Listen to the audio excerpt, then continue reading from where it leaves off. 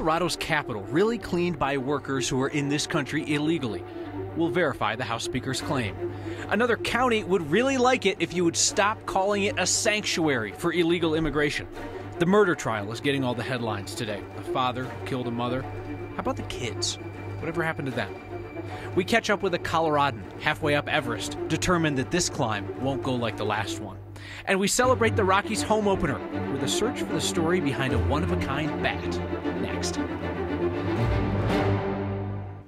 The Speaker of the Colorado House made a shocking claim on the floor of the legislature today, saying that Colorado's capital is cleaned at night by workers who are in this country illegally. Democratic Speaker Crisanta Duran of Denver was trying to shame Republicans who had criticized illegal immigration. Only Duran's claim is absolutely 100% false. You know, a lot of time who's working behind the scenes in the hotels and the restaurants and who comes here late at night to do the cleanup work in this capital and clean up after all of us? Do you know who those people are? Sometimes they are undocumented individuals. That is false. Here's what we found when we set out to verify Speaker Duran's claim. The State Department of Personnel and Administration handles hiring and says that everyone who works at the Capitol has to complete a federal I-9 form, which is used to verify that they're legally allowed to work in the U.S. They are, quite literally, documented. Speaker Duran issued a written statement to us saying that her claim was meant to be figurative, not literal. She said she wanted to make a broader point about people here illegally doing meaningful work in our community. Jeffco Sheriff Jeff Schrader is done with people saying that Jefferson County is a sanctuary county. In a sharply worded public letter today, the sheriff pointed out that Jeffco notifies immigration agents about foreign-born people booked into the Jeffco jail. Now, what Jeffco and every other county in Colorado, what's landed them on the Trump administration's excrement roster is that they refuse to hold people for ICE after they're due to be released. We've talked about this here before. Sheriff Schrader noted that Jeffco got sued for doing that in 2009 and lost the case. You can read the sheriff's full letter in the next section on 9news.com. A Colorado man landed a job in Washington today. Not usually a newsworthy occurrence, but the man's name is Neil Gorsuch, and his new gig is on the U.S. Supreme Court. Some people get a job through a college buddy or a family connection. Gorsuch got his through the nuclear option. Republican Senator Cory Gardner voted for him to get the job. Democrat Michael Bennet voted to hire someone else. Gorsuch is the second Coloradan on the court. He clerked for the first one, Justice Byron White. As President Trump considers how to follow up his airstrikes against Syria, I sat down today with Republican Congressman Mike Kaufman of Aurora, who serves on the Armed Forces Committee. He told me he supports the action that the president took. I think that he did a very measured, very limited strike, really probably more of a symbolic nature than anything else to send a message that the behavior is inappropriate. You can't really say that this strike significantly degraded the Syrians' ability to use the Air Force against their own civilians, but you think it was the symbolism that was important? Sir, sending a message that we're serious and sending a message that using chemical weapons, as President Obama said, does cross a line. So back in 2013, you signed on to a letter to President Obama that warned him engaging our military in Syria with no direct threat to the U.S. existing and without prior congressional authority would violate the separation of powers delineated in the Constitution. What's different this time? Well, in fact, we are doing another letter.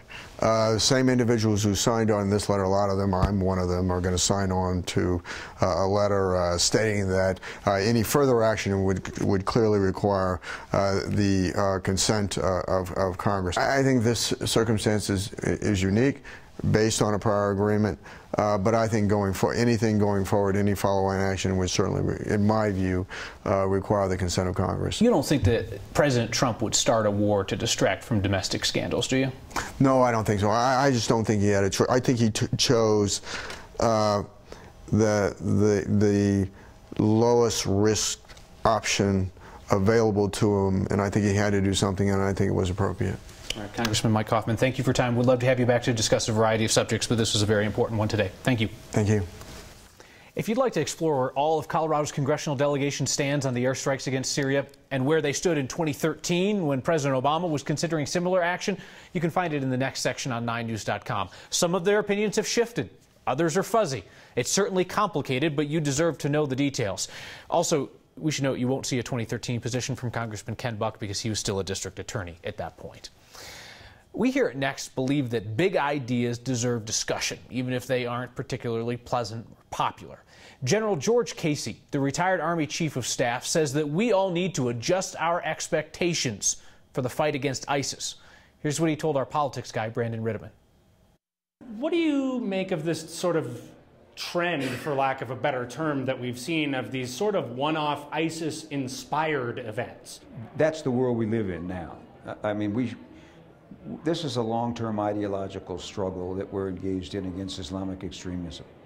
And if you think about our last ideological struggle, the Cold War, it went on for 45 years. So we're closer to the beginning of this struggle than we are to the end of it. And so this is going to go on for a long time. It's a battle of ideas, and the idea has to be defeated. And the real challenge for us is we can't win it. It's not something the United States could win. It's something that's only going to be won within Islam, and that's going to take a long time. So how do you maintain some level of stability and keep from getting attacked at home while that process is taking place? That's the fundamental question that all administrations are dealing with. General Casey is our guest on Balance of Power on Sunday, talking about Syria, President Trump's promise to knock the hell out of ISIS, and about hiring veterans when they return from the war on terror. Balance of Power airs here Sunday morning at 8:50. A plea deal in a highly publicized murder case today meant that 3 boys did not have to testify against their father about the night that he killed their mother. If you have heard about this case out of Denver, it's probably because Chris Kirk was begging 911 for help when her husband, high on marijuana, shot her. He got 30 years in prison, which means that his youngest son, who's now 10, will be an adult before his father is released. The family members who are raising the Kirk kids wanted to share their story with Anastasia Bolton from our 9 Wants to Know team. Most parents share the same worries. Raising 3 children, it's a heavy responsibility. This family's oldest, Ethan, is about to drive. The younger 2, Aiden and Andrew, are great, but all are a handful. It is very active, and our dinner conversations are hilarious. ESPN is on 24/7. The hardest part is keeping up with technology. It is for those of us middle-aged. Wayne and Marty Conkey are 70 and 73. You know, I'd like to say it's keeping us young. It's not. That's a big fallacy. It is a fallacy. The Conkeys already raised 3 children. The boy's mother, Chris, was one of them. It's surreal. I still feel that I'm going to wake up and it's just going to be a bad dream. 3 years ago, Chris's husband shot her in front of their 7-year-old son.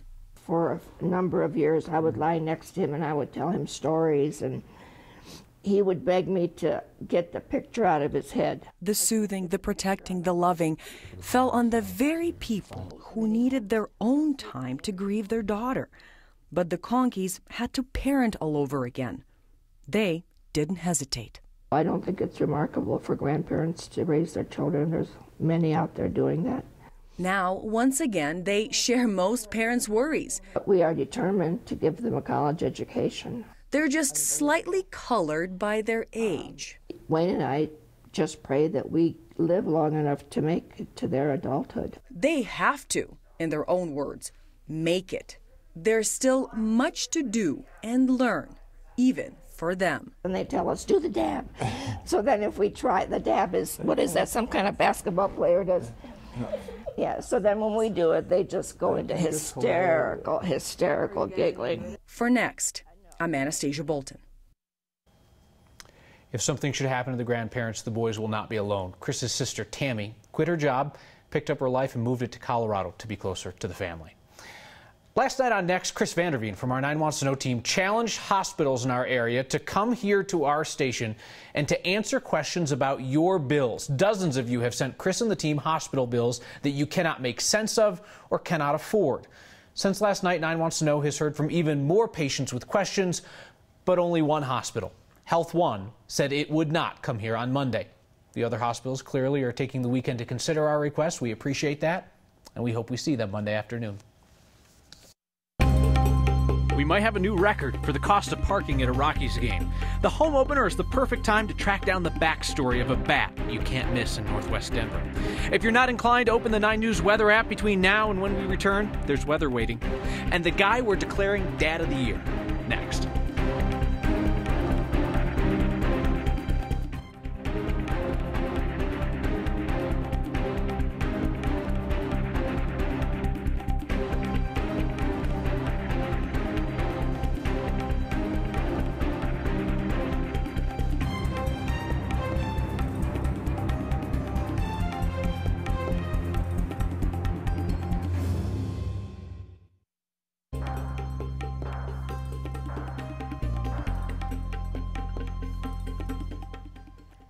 Beautiful spring day in Colorado, if you don't mind the cloud cover. Temperatures today in the mid-70s. I'm meteorologist Kathy Sabin. Temperatures will be as warm tomorrow ahead of a storm which will bring cooler, wet weather to us the second half of the weekend.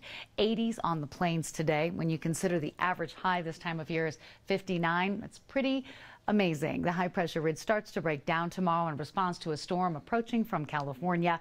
That storm will bring snow to the high country starting Saturday night.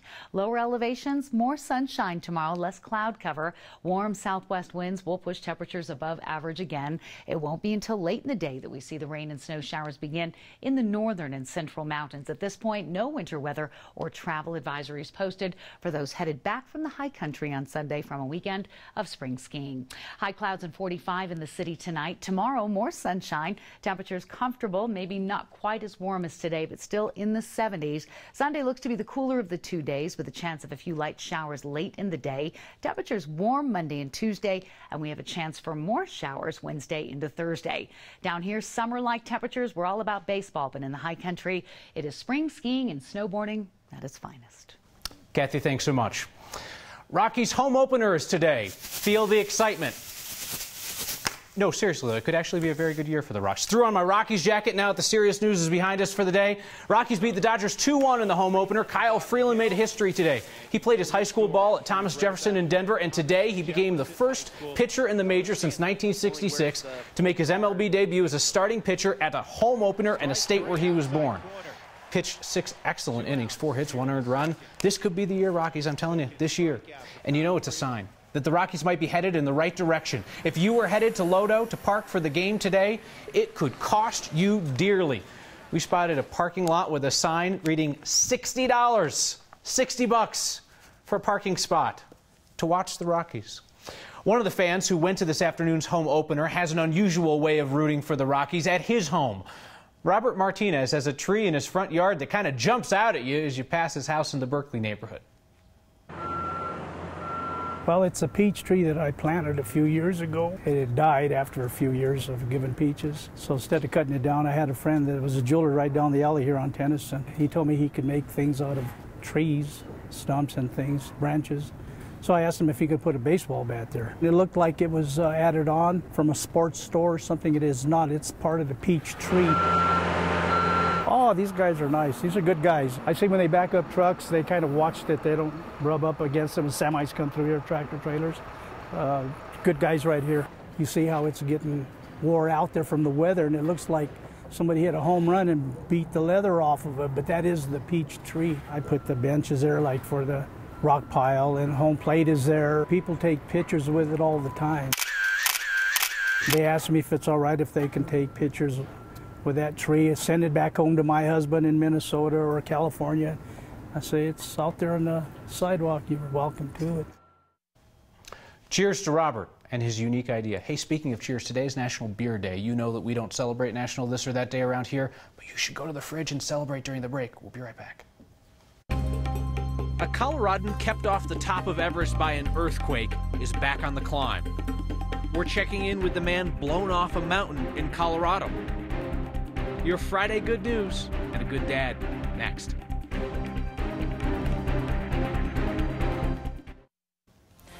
The most Colorado thing we saw today is actually on the other side of the world. A Coloradan is attempting to climb Mount Everest for the second time. Jim Davidson previously made it to Camp 1 on Everest when the earthquake struck Nepal. This time he's well on his way back up to the top. And our Kevin Vaughn managed to catch him on a payphone, presumably, about 17,000 feet up the mountain.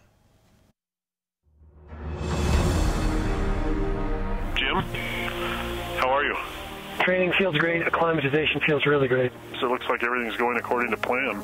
Yes, in fact, things have been amazingly on plan for the entire 14 days since I left. Is it too early to be considering possible dates for a summit attempt? We won't have a clear estimate on that date until probably the first week of May. Great. Well, you sound great. You sound strong. And yeah, I'm feeling really good. I'm happy with the training that I did. And, we did a 17,560 footer the other day, and it was just like the incline in Colorado Springs. It's 2,000-foot gain in like 1 mile distance, except it starts at almost exactly 9,000 feet higher. Is it weird to wrap your mind around the idea that right now you're at an elevation higher than any point in Colorado?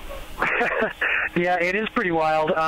I will be above 14,000 feet continuously for 45 days or more. Good. That's great. We'll look forward to seeing how it goes in the coming weeks. As Jim said, they're hoping to have that good timeline on when they'll actually summit Everest by the first few days in May. We'll keep you updated on Jim's progress. Just for transparency, we should note Kevin Vaughn co-wrote a book with Jim Davidson about a climbing accident that he was in 1992. That's how they know each other. And you remember the story that we did a few months ago on Jim Davidson? He helped his friend Alan after a wind gust blew Alan off a trail in Rocky Mountain National Park.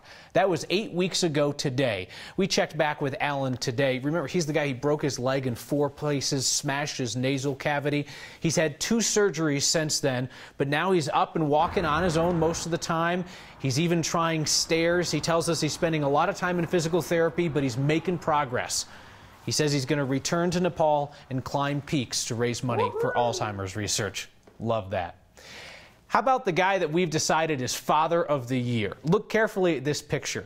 Dad's down on the bottom, on his hands and knees, making a little platform for his son so he could check out the sights at Crown Hill Park in Jefferson County. Great snag on this picture.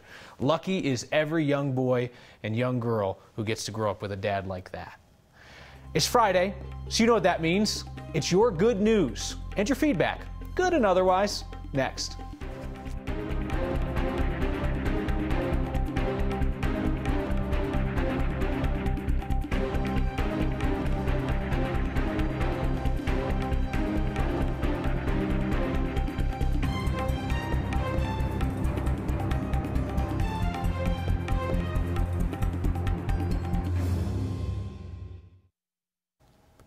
It's Friday, when we wash off the grime of this week's news by setting out with a camera and a question.